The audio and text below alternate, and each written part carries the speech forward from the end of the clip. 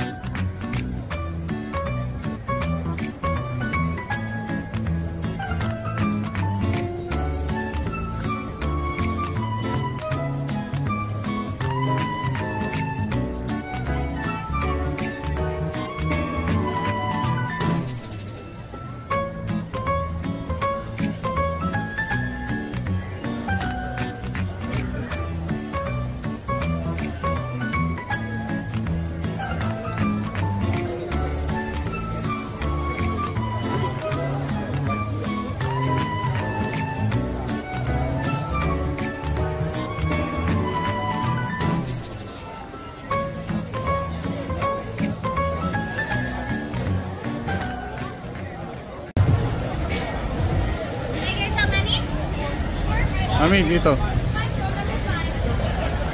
Ayun, kunin natin yung dalawa sa harapan. Ay, ito.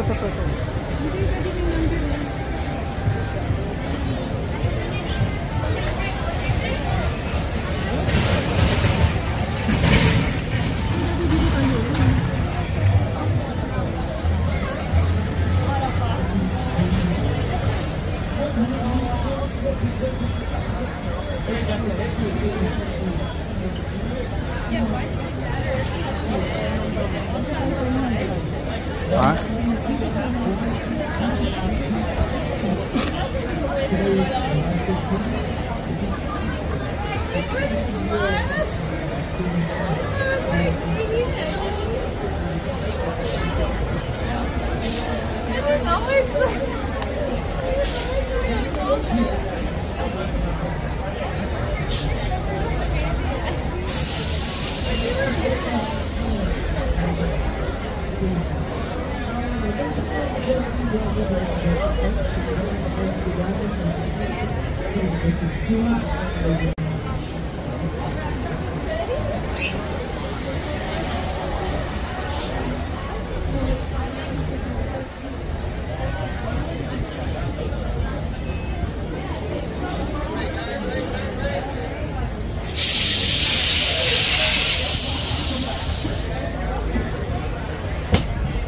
Ito, mami, dito. Okay, dito ka lang. Dito. Mas maganda dito, Dad.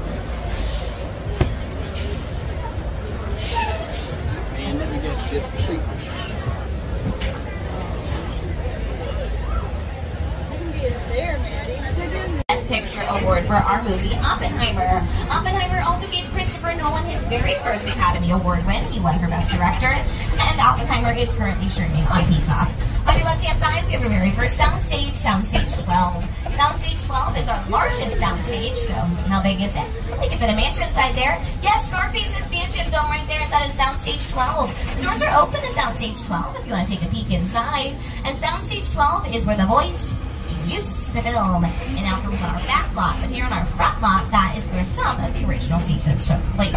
Now, across from our sound stages here on your right-hand side, we have Super Nintendo World, home to Mario and Luigi, who were the stars of one of our biggest movies last summer, the Super Mario Brothers movie.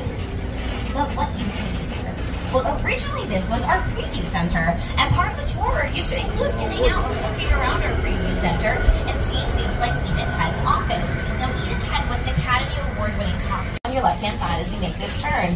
stars of Bel-Air? Well, they're here on your screen. Leaving the big boy behind, entering the front lot where real Hollywood magic is made. How? Well, inside the sound stages that surrounds us, we can create any kind of environment the script demands. For the past 60 years, studio tour visitors have driven right by these buildings, and inside these walls, the sets from your favorite TV shows and movies have transported audiences anywhere they imagine.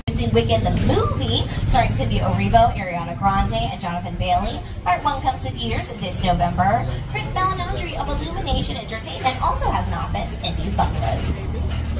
In the early days of the studio, these bungalows were used as dressing rooms to the stars of Hollywood's golden age. Now, they're used as offices where some of Hollywood's top directors, writers, and producers work their magic to get a production ready, including my company, Illumination. At Illumination, we've made some of the most successful animated films in box office history, including Despicable Me, The Lorax. Why these movies have stayed in people's hearts.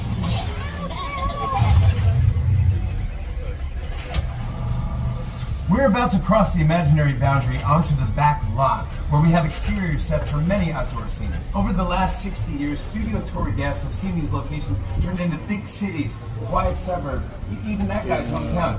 Yeah, that guy. For countless movies and TV shows. This is Universal's Metro Sets. Thanks, Jimmy. That's right. We have now made our way to the back lot, so get those cameras ready because you never know who or what you might see. First up on your right-hand side is our Brownstone Street. Now, Brownstone Street, you can see, is all dressed up to look like a hospital. That's for St. Dennis Medical. That's that brand new medical comedy that I was just telling you about that hasn't even aired yet. That's filming here. You can also see our Brownstone Street in TV shows like The Mindy Project, starring Mindy Kaling. In movies like Gone Girl, starring Rosamund Pike and Ben Affleck. Home Alone 2, Lost in New York, starring Macaulay Culkin. And this Jim Carrey film here on your screens. Raise the door!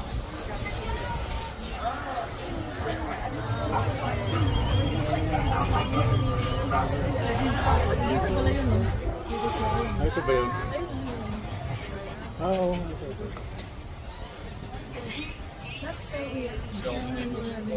Yes, that was Jim Carrey and Bruce Almighty. Now, most of these brown stars are just shells, because if you take a peek in those windows, you'll see there's nothing on the inside. So the part at the beginning of the clip where he's like, "Race the dog," that would have been filmed inside of a soundstage, and all the exteriors were there on our Brownstone Street.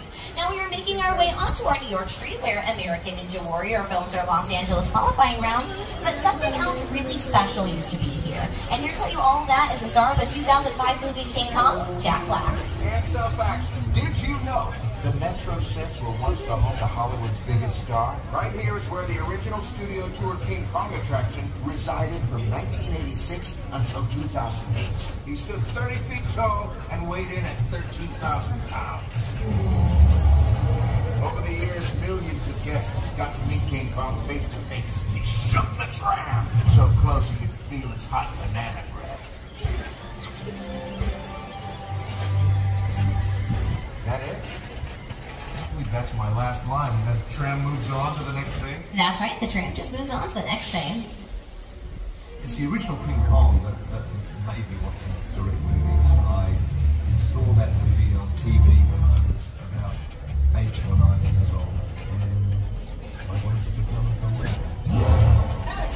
I like films that Kong literally does that. I mean, you're on board the ship that gets sent into a lost island, and monsters and creatures from prehistoric times. Now, as we make our way to Skull Island, on your right-hand side of the runaway train, the collapsing bridge. The collapsing bridge was a mechanical effect that the trams used to cross. Their hydraulic support beams would split, and the bridge would seem to collapse. The runaway train was originally located on our western set. It used to hurtle towards the tram, coming to a screeching halt. Both are retired effects made for the studio tour 50 years ago.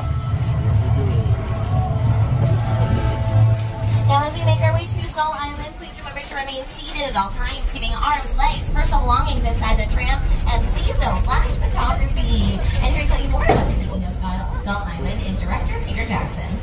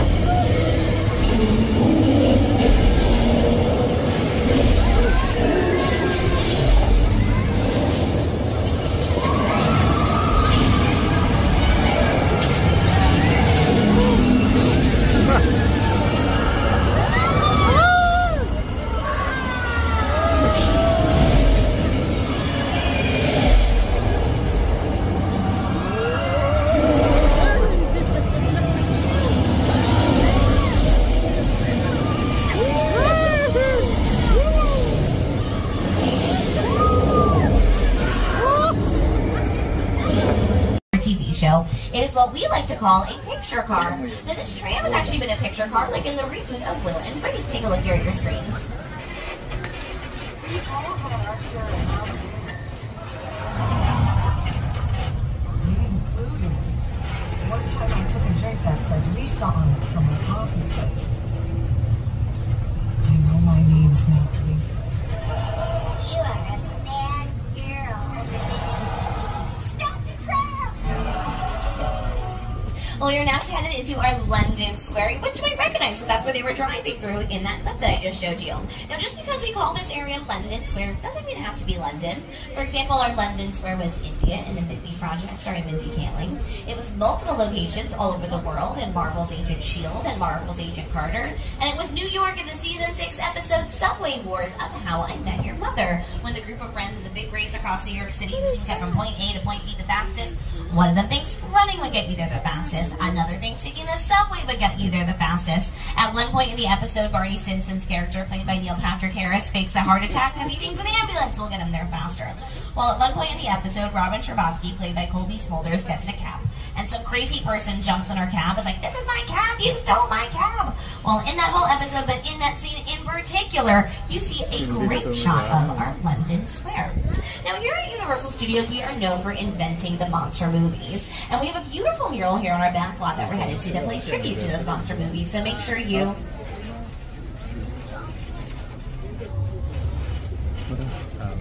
get those cameras ready, because that mural is right over here on your right-hand side. Now, not everybody who takes the studio tour gets to see this mural, especially up close like this, because the studio tour route, it changes day by day, sometimes even hour by hour based off the production that's happening here on the lot. Now, I always like to point out the Bride of Frankenstein on this mural, because while all of these are very iconic monsters, the Bride of Frankenstein is usually one of the first monsters that comes to our minds when we think of Universal monsters. But if you've ever seen the movie The Bride of Frankenstein, you'll know she's only in like this much of the movie. She's really only in like the final scene. So what makes her stick to our minds so clearly? Well, there's a few reasons, but I think one of the main ones is thanks to costume designer Vera West for giving her that iconic look and what we like to call ghoul glamour. Vera West did the costumes for most of our monster movies. I want to quickly point out Soundstage 30 there on your left-hand side. That is where The Voice currently films. It looks like some studio audience members are headed in there now for some filming. I remember I mentioned earlier it used to go in the front lot, but now it comes here in the back lot over there inside of Soundstage 30.